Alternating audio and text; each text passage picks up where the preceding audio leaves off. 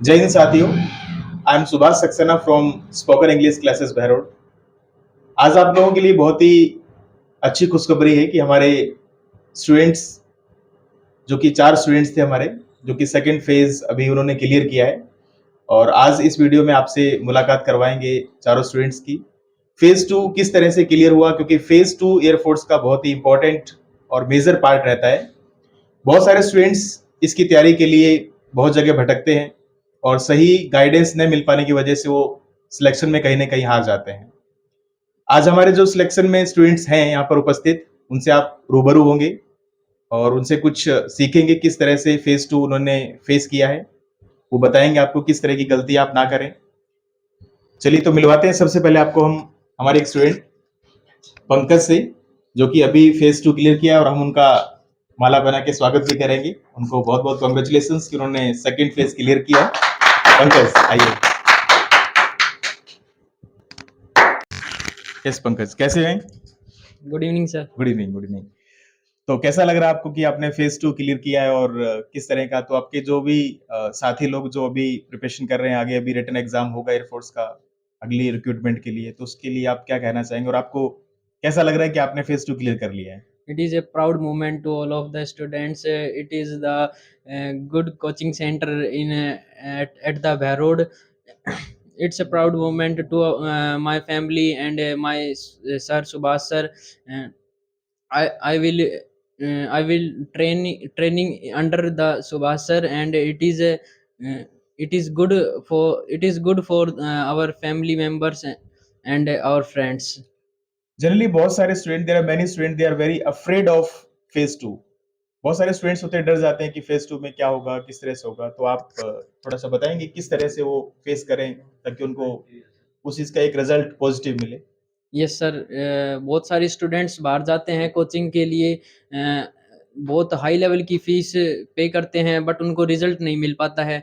वो वहाँ पर डीमोटिवेट हो जाते हैं, क्योंकि जो हाई लेवल की कोचिंग सेंटर्स होती हैं वो कुछ ऐसे स्टूडेंट्स को ही ट्रेनिंग देती हैं जो हाई लेवल की इंग्लिश बोलते हैं जी। या फिर हाई लेवल अटेंड करते हैं। सो बच्चे डीमोटिवेट हो जाते हैं। बट यहाँ पर हमने बहुत अच्छे से प्रैक्टिस की, आपकी गाइडेंस में, आपके बहुत बहुत धन्यवाद। तो आप स्टूडेंट्स के लिए क्या कहेंगे, जो स्टूडेंट्स जो अभी फेज 2 आगे फेस करेंगे, तो वो गलती किस तरह की गलती जैसे उनको नहीं करनी चाहिए वहां पर?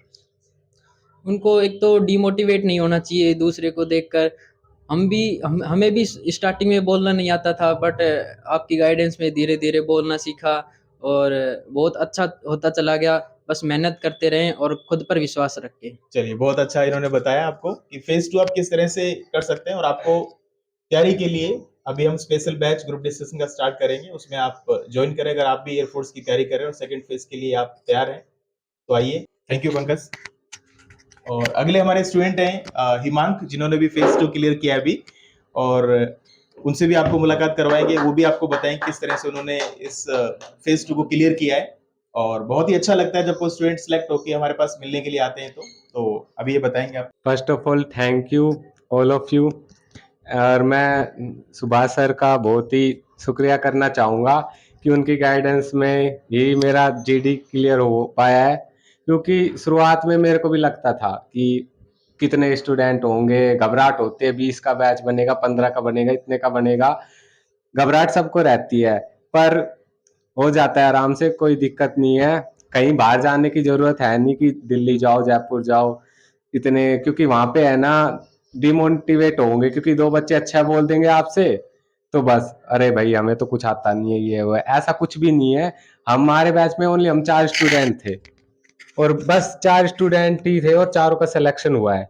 सर का 100% सक्सेस रेशियो है। बहुत बहुत धन्यवाद। तो कहीं भटकने की जरूरत नहीं है यहाँ पे, ठीक है। चलिए, इन्होंने जैसा कि बताया कि इन्होंने तैयारी की, और अब हम ये भी जानना चाहेंगे इनसे कि आप जब जीडी फेस कर रहे थे तो उस समय स्टूडेंट्स कुछ गलतियां कर देते हैं, तो उसके बारे में आप क्या कहना चाहेंगे? स्टूडेंट्स आमतौर पे जैसे कि ग्रुप में हम बैठेंगे तो वो ऑफिसर्स की तरफ आई कांटेक्ट करते हैं, तो हमें ऑफिसर्स की तरफ आई कांटेक्ट नहीं करना है।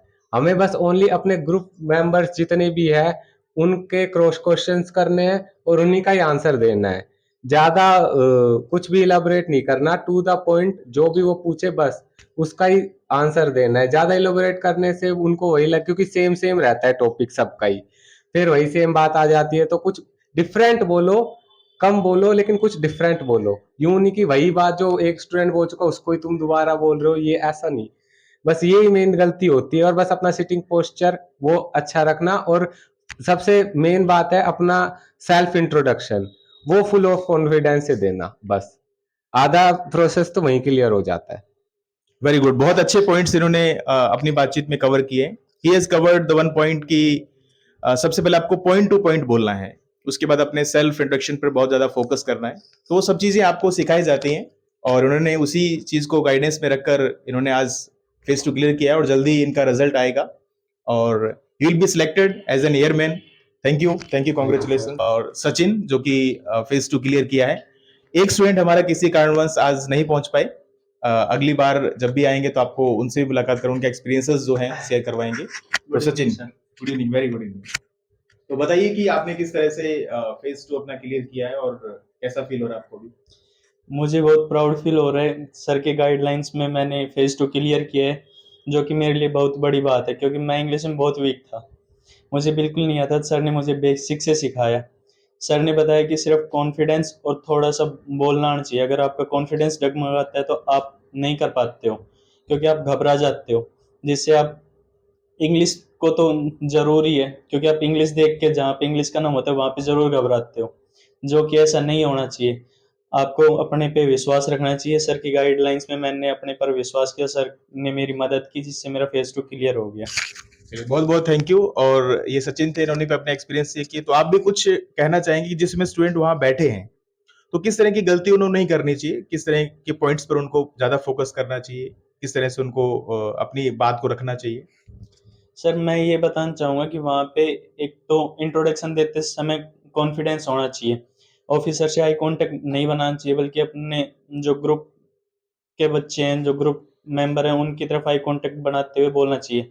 थोड़ा बोलो लेकिन क्लियर बोल लो, और थोड़ा अट्रैक्टिव बोलो, जिससे ऑफिसर को समझ आए। अगर आप जल्दबाजी करते हुए तेज-तेज बोलते हो तो ऑफिसर को समझ में नहीं आता, वो आपको बाहर निकाल सकता है। Thank you sir. Very good, thank you, congratulation. Thank you sir.